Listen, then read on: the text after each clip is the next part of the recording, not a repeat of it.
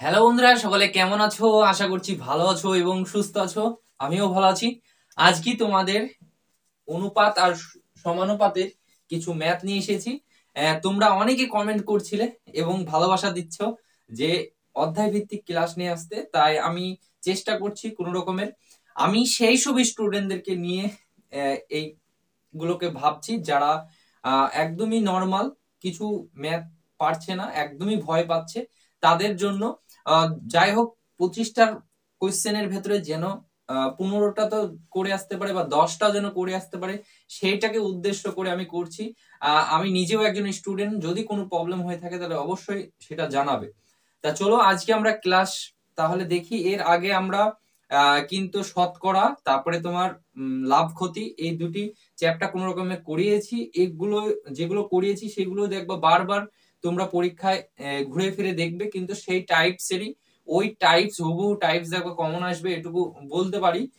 বা বিভিন্ন practice set দেখো বা বিভিন্ন প্রিভিয়াস ইয়ারের কোশ্চেন দেখো, ওই টাইপসেরই কোশ্চেন গুলো ঘোরাফেরা করেছে। ওই টাইপস গুলোকে আমি ভালো করে বুঝিয়েছি যতটুকু পেরেছি। তা সেগুলো দেখলে তোমাদের অনেকটাই উপকার হবে। প্লে লিস্টে যাও, অ্যান্টিবায়োটিক ব্যাচ আমজাদদা বলে দেখো, যে ম্যাথ আছে সেইগুলো দেখতে পারো। তাছাড়াও অন্যান্য স্যারে তোমার ক্লাস করেছে সেগুলো দেখতে পারো। আমাদের নূর স্যার ক্লাস করাচ্ছে রেগুলার, সেই ক্লাসগুলো তোমরা দেখো। জিআই এর ক্লাস করাচ্ছে এবং বিভিন্ন ক্লাস করাচ্ছে, সেই ক্লাসগুলোকেও তোমরা ফলো করো। চলো আজকে আমরা তাহলে দেখি, কোশ্চেনে যাই। কি বলেছে দেখবা। এই আমি যে কোশ্চেন গুলো করাবো, যে চ্যাপ্টারই হোক, সেই চ্যাপ্টার, সেই কোশ্চেন গুলো বেশিরভাগ আসে। আর যে চ্যাপ্টার থেকে বেশি বেশি কোশ্চেন আসে সেই চ্যাপ্টার গুলো আগে করার চেষ্টা করব। তা এটা মাথায় রাখবে আর শর্ট টিক্সে করানোর চেষ্টা করব। কোনো ভুল টুল হলে অবশ্যই তোমরা বলবে। তা দেখো এখানে কি বলেছে।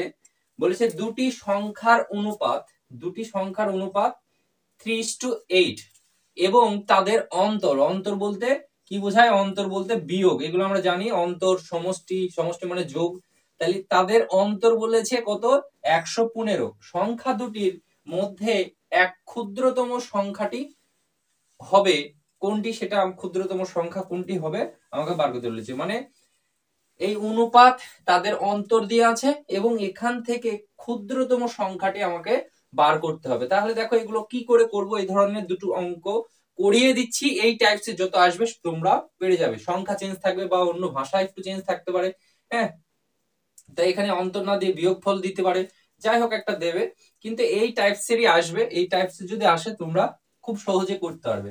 দেখো বলেছে কি, এই অনুপাতটির অন্তর হচ্ছে কত? 115। তাহলে অনুপাত কত আছে? 3:8। 3:8 এদের তোমার বিয়োগফল, এদের বিয়োগফল বলেছে কত? 105। তাহলে এটার আমরা বিয়োগফল করব, সংখ্যা দুটির বিয়োগফল বা এই 3:8 এর এবং তাদের অন্তরের অন্তর হচ্ছে 115। তাই এদের অন্তর আমরা করব, অন্তর মানে বিয়োগ, সমান সমান কত? 115। তাহলে এটা মাইনাস করলে আমরা পাবো 5। তাহলে এটা সমান সমান পাচ্ছি 115। বোঝা গেল? এটা আমরা কাটাকাটি করবো এবার। এখানে দেখো 5 দুগুণে 10, 1 থাকে 3 5 15, মানে 23 হচ্ছে। তাহলে আমরা এই রেশিওর ভ্যালু কত পেলাম? এই রেশিওর ভ্যালু পেলাম আমরা কত? 23 পেলাম, তাই না? 23 পেলাম। এবার আমাকে চেয়েছে কি, এবার দেখো এখানে অপশন আছে 23, তারপরে 32 আছে। এই অপশন গুলো দেখেই কিন্তু অনেকে এই 23 তে option A is the right answer বলে রাইট দিয়ে চলে আসবে, কিন্তু এখানে এরকম হবে না। এখানে বলেছে ক্ষুদ্রতম সংখ্যাটি হবে। ক্ষুদ্রকে এখানে ক্ষুদ্রকে 8 না 3, কোনটা ক্ষুদ্র? 3। তাই 3 দিয়ে গুণ করব। আমরা ভ্যালুটা পেয়ে গেছি রেশিওর। তাহলে ক্ষুদ্র হচ্ছে এটা আর বড় হচ্ছে এটা। তাহলে ক্ষুদ্রতম চেয়েছে, তাই ক্ষুদ্রকে দিয়ে আমরা যে ভ্যালুটা বেড়েছে সেটাকে গুণ করব। তাহলে এটা আমরা গুণ করলে পাবো 9 3 3 3 2 6, কত হচ্ছে? 69। Option D is the right answer. আশা করছি বুঝতে পেরেছো। এই ধরনের চলো আরেকটি কোশ্চেন আমরা দেখি, তাহলে বুঝতে পারবো। চলো এগুলো খুব সহজেই কিন্তু এভাবে করা যাবে। যদি না বুঝতে পারো অবশ্যই বলবে। এছাড়াও তোমাদের ধরো যদি মনে হয় যে এই কটা ম্যাথে হচ্ছে না বা অসুবিধা হচ্ছে, তোমরা প্র্যাকটিস করতে করতে যদি কোনো ম্যাথ আটকায়, আমাদের ডেসক্রিপশন বক্সে দেখবে হোয়াটসঅ্যাপ গ্রুপ আছে, সেই হোয়াটসঅ্যাপ গ্রুপগুলো তোমরা জয়েন্ট হয়ে যাও। যে কোনো প্রবলেম হলে সেখানে তোমরা সেটাকে সেন্ড করবে, সঙ্গে সঙ্গে তোমরা কিন্তু পেয়ে যাবে সলিউশন। বোঝা গেল? তা যে কেউ করে দেবে, তো সেখানে গিয়ে তোমরা কিন্তু অ্যাড হতে পারো। চলো পরের কোশ্চেনটা আমরা, পরের কোশ্চেনটা দেখো, পরের কোশ্চেনটা সেম, একটু চেঞ্জ আছে। কোথায় আছে দেখো, পড়লে বুঝতে পারবে। দুটি সংখ্যার অনুপাত 10:7, দুটি সংখ্যার অনুপাত 10:7 এবং তাদের অন্তর, অন্তর মানে বিয়োগ বললাম, তাদের অন্তর হচ্ছে 105।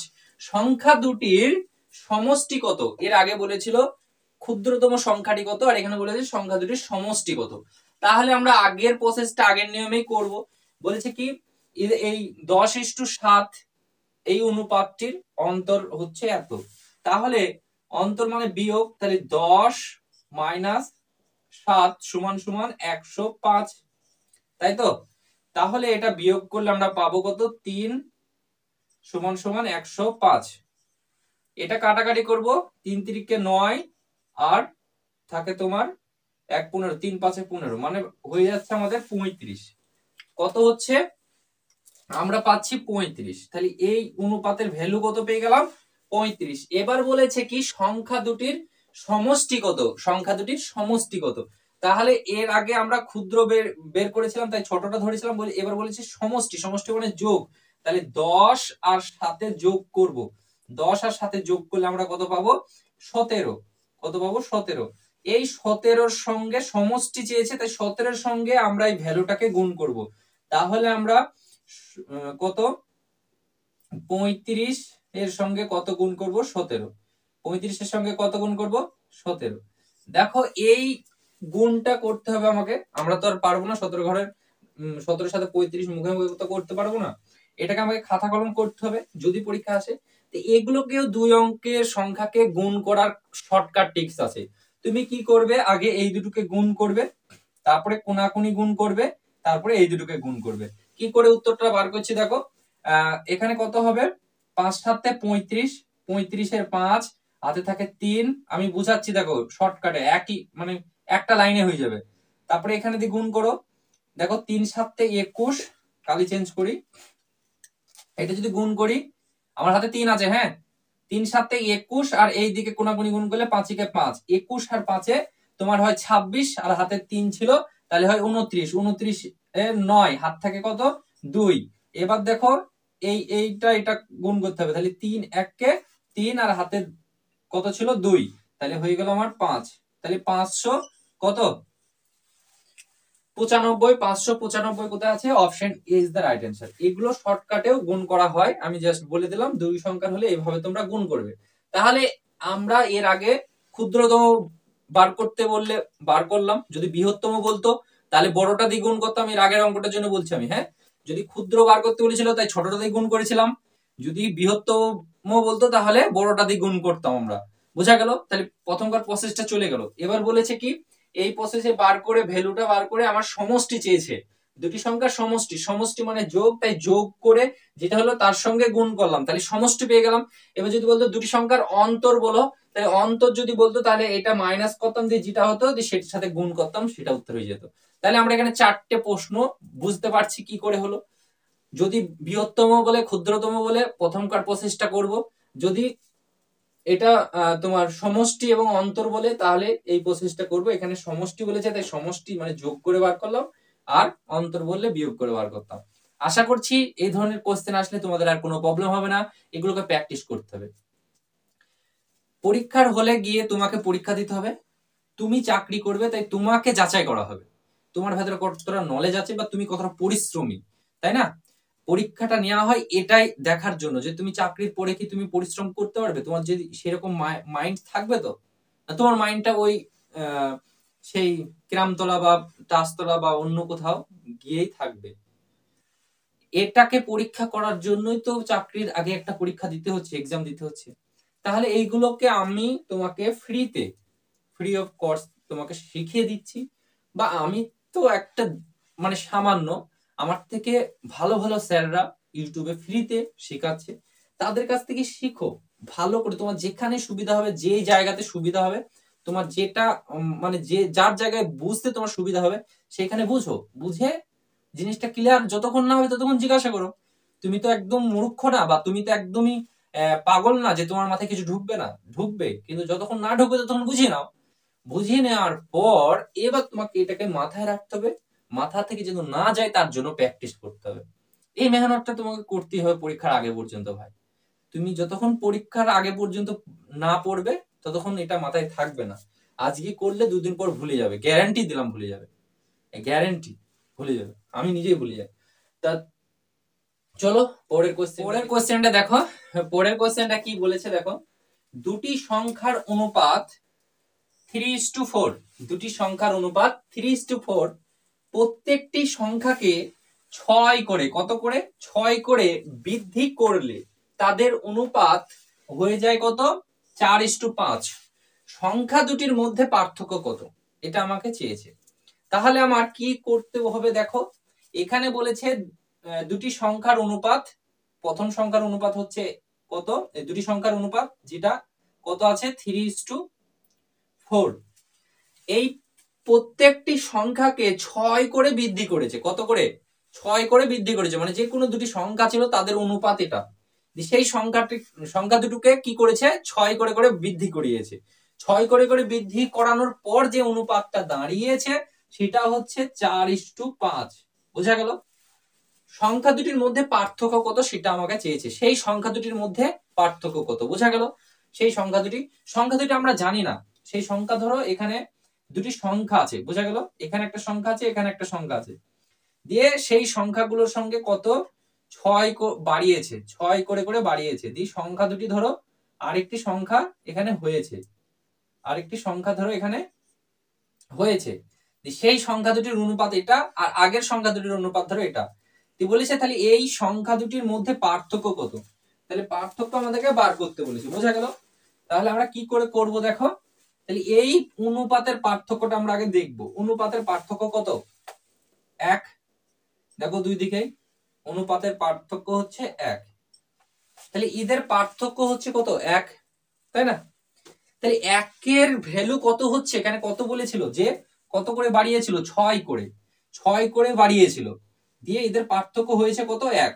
তাহলে আমি বলতে পারি যে 1 এর ভ্যালু কত 6, তাই বলতে পারি তো 6 করে বাড়ানোর পর এদের পার্থক্য হয়েছে কত 1।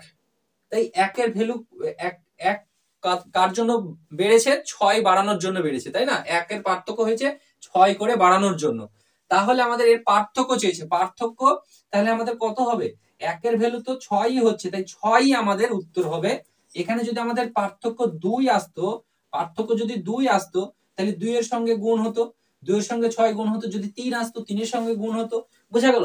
এইভাবে কিন্তু এগুলোকে করতে হবে, এগুলো কিন্তু প্রিভিয়াস ইয়ারে এসেছে একটা, তাই আমি এটা করাচ্ছি। আশা করছি বুঝতে পেরেছো, এই ধরনের কোশ্চেন এসেছে প্রিভিয়াস ইয়ারে, বোঝা গেল? চলো পরের কোশ্চেনটা আমরা, পরের কোশ্চেনটা দেখো, পরের কোশ্চেনটা কি বলেছে, চতুর্থ সমানুপাতিক নির্ণয় করো, এ বি সি এবং 4 নম্বরেরটা নাই সেটা আমাকে বার করতে বলেছে। এটা কিন্তু কি বলবো ভীষণ ইম্পর্টেন্ট, এই কোশ্চেন গুলো কিন্তু এসেছে, তোমরা দেখলে বুঝতে পারবে। তো দেখো এইগুলো কি করে করব, আমাকে চতুর্থ সমানুপাতিক বার করতে বলেছে।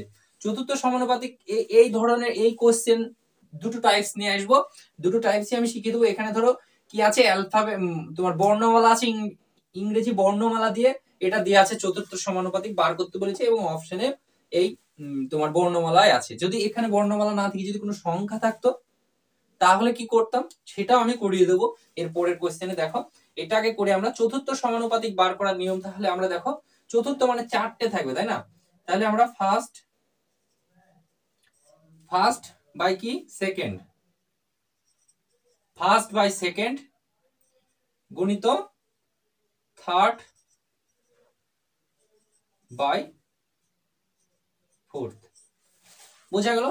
এরকম লিখে নেব, প্রথম বাই দ্বিতীয়, তৃতীয় বাই চতুর্থ। আমাদের চতুর্থটা বার করতে বলেছে, চতুর্থটা বার করতে বলেছে, তাহলে আমরা কি করে বার করব, চতুর্থটা আমরা বার করব, চতুর্থ সমান সমান সমান কোনাকুনি গুণ করব, কোনাকুনি গুণ করব।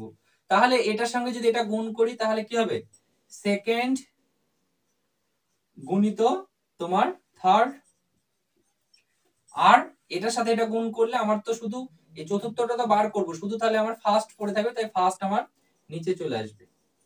এটা হচ্ছে এর নিয়ম। এই নিয়ম অনুযায়ী এটাকে আমি যদি বার করি তাহলে দেখো কি করে হয়। তাহলে আমার এখানে এই সূত্রটা তাহলে আমরা ফেলবো, চতুর্থ বার করব, তাই না?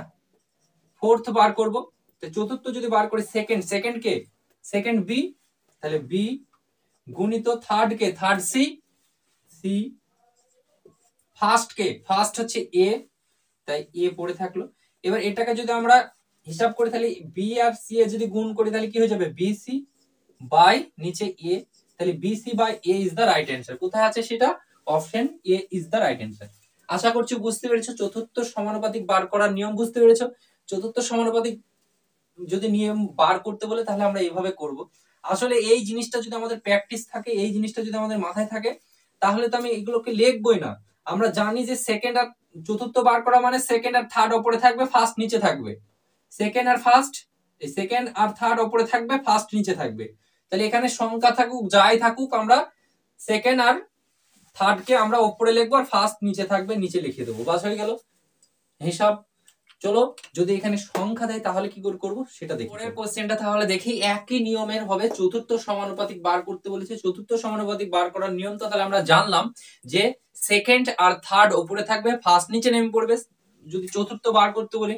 হ্যাঁ, তো আরেকবার লিখে দিচ্ছি, দেখো সেকেন্ড আর তোমার থার্ড বাই ফার্স্ট, এটা থাকবে, এটাই আমার নিয়ম। তাহলে আমরা এই সূত্র অনুযায়ী বা এই নিয়ম অনুযায়ী আমরা এই সংখ্যাটা বসিয়ে দেবো। তাহলে আমার এখানে সেকেন্ড কে 0.21, তাহলে 0.21 গুণিত থার্ড কে আছে 8 বাই ফার্স্ট কে আছে 0.12। এবার দেখো এটাকে আমরা হিসাব করলে আমরা ফোর্থ পেয়ে যাচ্ছি, ফোর্থ চতুর্থ সমানুপাতিক পেয়ে যাচ্ছি। তাহলে আমরা এই দশমিক তুলে দেবো। দশমিক যদি তুলে দিই তাহলে এদিকে শূন্যর কোনো দাম থাকছে না। তাহলে আমরা দেখো এখানে কি করে, 3 4 12 আর 4 2 8, 3 7 21, তাহলে আমার এখানে পড়ে থাকছে 2 আর 7, 7 2 আমার হয়ে যাচ্ছে 14। তাহলে একই প্রসেসে option C is the right answer. একই প্রসেসে আমরা এগুলোকে করছি। তাহলে আমার এইটুকু আমি তোমাদের বোঝানোর জন্য লিখছি, এইটুকু আমাকে কিন্তু বারবার লিখতে হবে না। এগুলো যদি আমার চতুর্থ সমানুপাতিক বার করার যদি অঙ্ক আমি বারবার করি বা প্র্যাকটিস করে যাই, পরীক্ষার হলে গিয়ে আমাকে লিখতে হবে, এটা কোনো বারই লিখতে হবে না, আমার মাথায় সেটা থাকবে যে চতুর্থ সমানুপাতিক বার করতে পারলে সেকেন্ড থার্ড বাই তোমার ফার্স্ট নিচে চলে আসবে, সেই অনুযায়ী বসিয়ে দিয়ে কাটাকাটি করব, তাহলে তো আমার হয়ে যাচ্ছে। বোঝা গেল, খুব সহজ কাটাকাটি থাকবে। তা চলো আমরা পরের আরেকটি কোশ্চেন দেখি। পরের কোশ্চেনটা দেখো, এইগুলোকে কিন্তু আমাকে নতুন করে তোমাদেরকে বলতে হবে না যে এগুলো পরীক্ষায় আসে কি না আসে, তোমরা প্রিভিয়াস এর কোশ্চেন দেখো তাহলে বুঝতে পারবে, বা বই দেখে দেখে এগুলোকে প্র্যাকটিস করো। আমি দুটো বুঝিয়ে দিচ্ছি, তারপরে তোমরা করো। দেখো এখানে আমার কটা আছে, দেখো কি বলেছে, দেখো আগে যদি a:b সমান সমান যদি 5:7 হয় আর b:c সমান যদি 3:7 হয়, তাহলে a:c সমান কত, a:c সমান কত, এটা আমাকে বার করতে বলেছে। দেখো এখানে ইংরেজি বর্ণমালা কটা আছে সেটা দেখো, a আছে, b আছে, এখানে b c আছে, আর দেখো কোনো নাই, তাহলে a b c তিনটি সংখ্যা, তাই না? আমি এটাকে দুটো নিয়মে করে দেখাচ্ছি তোমাকে। দেখো প্রথমে যেটা আমরা প্রথম থেকে অনেকে যারা করেছো তারা প্রথম থেকে যেটা শর্টকাট ট্রিক্স বলে প্র্যাকটিস করেছো সেটা দেখো, a:b:c এই তিনটি সংখ্যা আছে, তাই না? এবার দেখো আমরা অনুপাতগুলো বসাবো। দেখো এখানে কি বলেছে, a:b সমান যদি 5:7 হয়, তাহলে a R b, a b কোথায় আছে, 5:7, তাহলে a হচ্ছে 5 আর b হচ্ছে 7, এইদিকে কিছু নেই, তাই আমরা এই সংখ্যাটাই আমরা সেম এখানে লিখে দেবো। এখানে কিছু নাই সি এর, তাই আমরা যে সংখ্যাটা থাকবে পাশে সেই সংখ্যাটাই লিখে দেবো, ফাঁকা ঘরের আগে যে সংখ্যাটা থাকবে সেটাই লিখে দেবো। তারপরে বলছে কি b:c সমান যদি 3:4 হয়, তাহলে b মানে 3 আর c মানে 7, তাহলে সোজাসুজি বসাবো আমরা, তাহলে b:3:7। দেখো এখানে কিছু নেই মানে এই আগের সংখ্যাটা আমরা এখানে বসিয়ে দেবো, তাহলে আমাদের পূরণ হয়ে গেল। এবার আমরা গুণ করব। দেখো 7 7 কত হয়, 7 7 49, আর 3 7 21, আর 3 5 15। এবার আমার কি চেয়েছে, a:c, তাহলে এ কোথায় আছে এখানে, আর সি আছে এখানে, এদের মান কি বেরিয়েছে, একটা বেরিয়েছে 15 আর একটা বেরিয়েছে 49। তাহলে 15 আর 49 আমাদের কোথায় আছে, option B is the right answer. এই দুটোই আমাদের উত্তর বার হলো।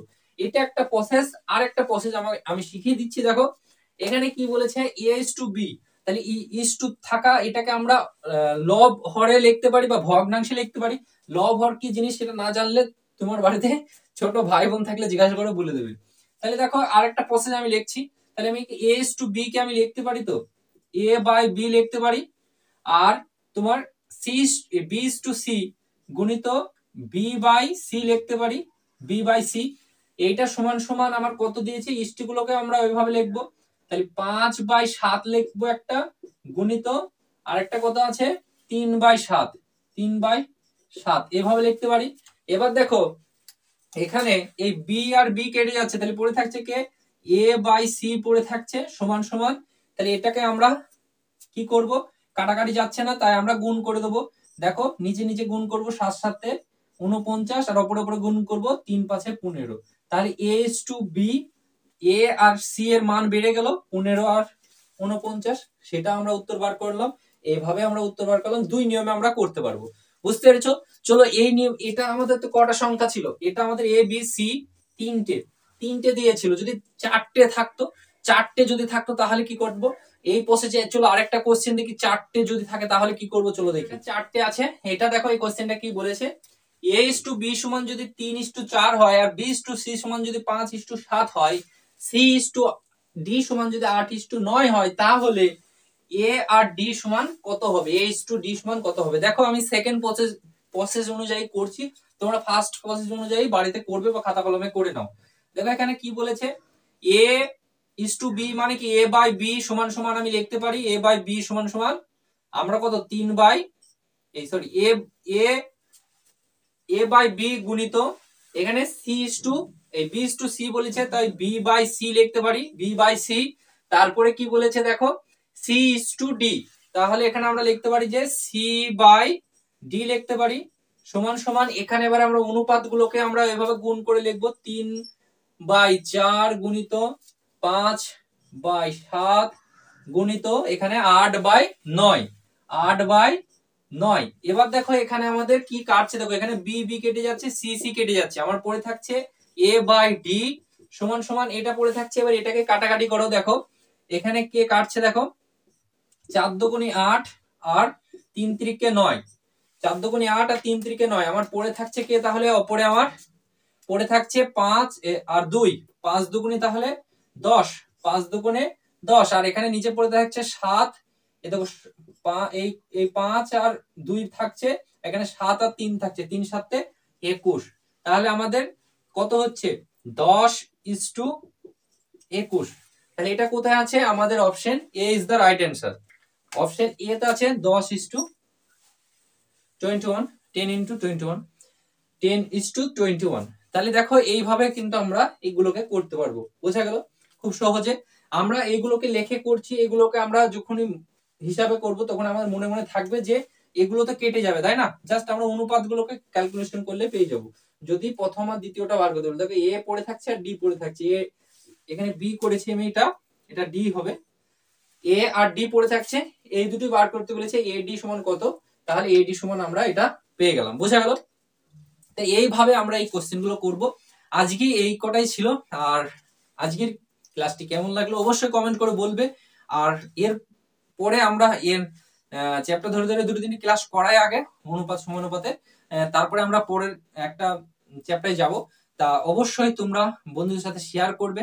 আর লাইকটা অনেক কম করছো, লাইকটা প্লিজ একটু করিয়ে দাও, লাইক না করলে কি ভালো লাগবে বলে, এনার্জি পাচ্ছি না।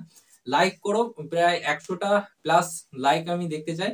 তা 100টা প্লাস লাইক অবশ্যই করবে, ভিউ হচ্ছে অনেক কিন্তু লাইক করছো না, লাইক অবশ্যই করবে। আর অবশ্যই কোনো প্রবলেম থাকলে সেগুলো কমেন্ট করবে। থ্যাংক ইউ ফর ওয়াচিং, সবাই ভালো থেকো, সুস্থ থেকো। আজকে অত এনার্জি নেই বেশি, অনেক রাত হয়ে গেছে, চলো টাটা।